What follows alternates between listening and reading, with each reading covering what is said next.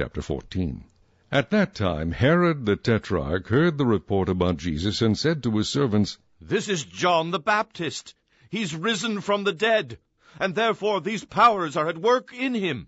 For Herod had laid hold of John, and bound him, and put him in prison for the sake of Herodias, his brother Philip's wife, because John had said to him, "It is not lawful for you to have her." And although he wanted to put him to death, he feared the multitude, because they counted him as a prophet. But when Herod's birthday was celebrated, the daughter of Herodias danced before them, and pleased Herod. Therefore he promised with an oath to give her whatever she might ask. So she, having been prompted by her mother, said, "Give me John the Baptist's head here on a platter." And the king was sorry. Nevertheless, because of the oaths, and because of those who sat with him, he commanded it to be given to her. So he sent and had John beheaded in prison. And his head was brought on a platter, and given to the girl, and she brought it to her mother. Then his disciples came and took away the body, and buried it, and went and told Jesus. When Jesus heard it, he departed from there by boat to a deserted place by himself. But when the multitudes heard it, they followed him on foot from the cities. And when Jesus went out, he saw a great multitude, and he was moved with compassion for them, and healed their sick. When it was evening, his disciples came to him, saying, "This is a deserted place, and the hour is already late.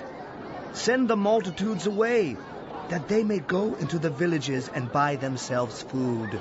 But Jesus said to them, "They do not need to go away. You give them something to eat."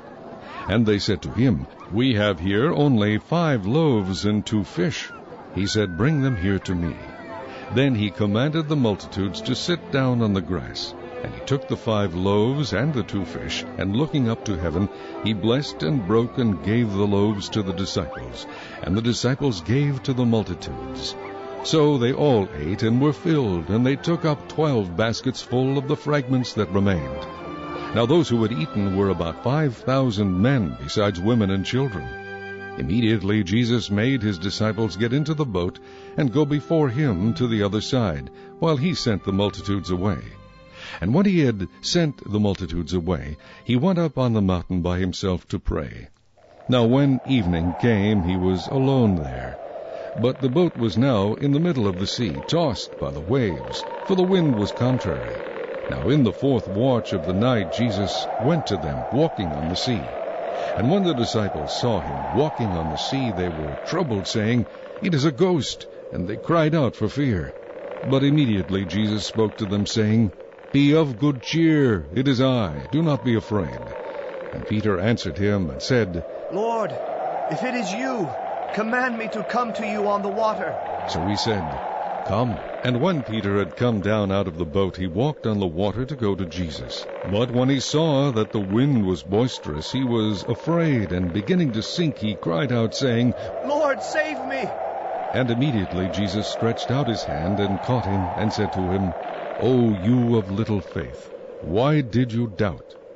And when they got into the boat, the wind ceased.